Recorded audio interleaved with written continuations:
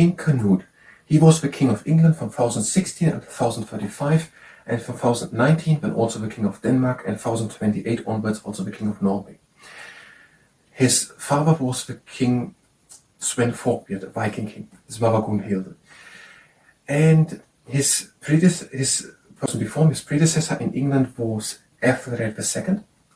He then died, and then King Canute was having severe battles with the son of Athelred II, Edmund Ironside, for who becomes the king on the throne. So Athelred II dies, he has a son who was already fighting against him. King Canute had invaded in 1015 England, and his son, Edmund Ironside, son of Athelred II, was fighting against King Canute. The people wasn't really seeing the support of Athelred the Unready to his son, Edmund Ironside, against the invading Vikings under King Canute. They saw him as a bit as a rebel, Edmund Ironside. And Athelred the Unready, by the way, has the by name the Unready because he wasn't really decisive on how to deal with the Danes. He tried to pay the money that they were doing attacks and so on.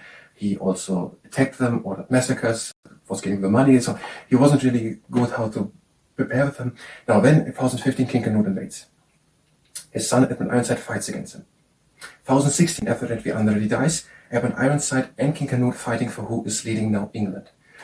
They're having severe battles. In the Battle of Allington in Essex, where then King Canute defeats Edmund Ironside, they meet at the Isle of Ailnay in the River Sane on River Severn in the middle on an island, and they agree on sharing the kingdom.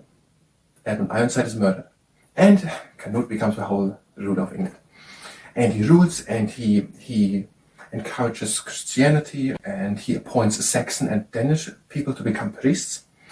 And he is treating Danes and Saxons equally.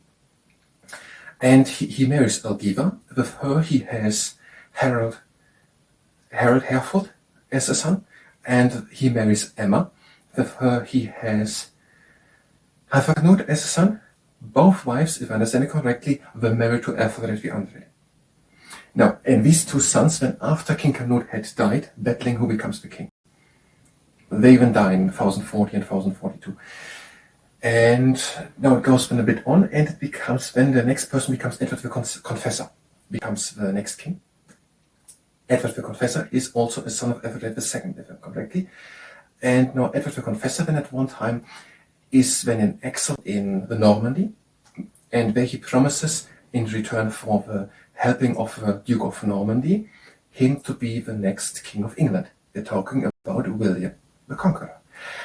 Then Edward the Confessor goes back to England, and he changes his mind, and he decides to give now Harold of Wessex the kingdom. King Canute had split up the country into 4 earldoms, into Wessex and Northumbria and Mercia and East Anglia. What happens now? Duke of Normandy, William the Conqueror, is not so happy that he is not getting what was him promised, the kingdom of England, after Edward the Confessor had died, the son of Athelred the Unready.